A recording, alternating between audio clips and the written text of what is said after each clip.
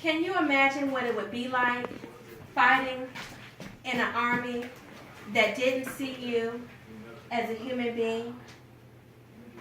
Well, according to John Hope's text, From Slavery to Freedom, from Jennifer King's review of the Harlem Hellfighters, and PBS, that's exactly what the 369th Infantry Unit of the United States Army had to deal with during World War I. According to Keenan Franklin, the 369th unit, the infantry unit, later named the Harlem Hellfighters, was a very active unit. And due to racial tensions, they were sent over to the front lines and to serve under the French Army's command.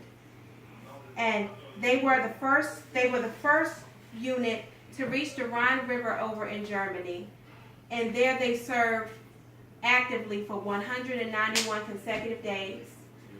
And during that time, they never lost any footing.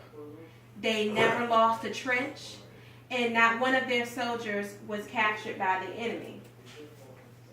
Now that we understand how long and where they fought, let's understand just how well they fought.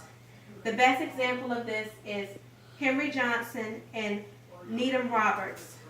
On May 4th, 1918, their camp came under attack from the Germans. There were about 20 German soldiers and 2 lookouts, Johnson and Roberts, and they both sustained injuries during the fight, but Roberts was incapacitated. He wasn't able to fight. His injuries was too bad. So it was all on Johnson. And Johnson was able to not only ward off the enemy from his friend, Needham Roberts, he was able to drive him away from the camp completely. All this with a bolo knife and a jammed gun, and he managed to kill 4 of them and send the rest off screaming. That day he earned the nickname Black Death. High esteem and recognition from the French didn't carry over to the United States. The Hellfighters were welcomed home as war heroes, but not on the same level as the white war heroes who came home. They had a parade for the 369th Infantry Unit, but it was a separate parade because during that time the country was still segregated, so Jim Crow still applied. And that particular unit, the Hellfighters, they received several prestigious recognitions and awards and medals from the French Army, but received none from their own army. They received the highest, several of them received the highest award medal that you can receive in the French government, the coup de grace. Henry Johnson was one of those recipients.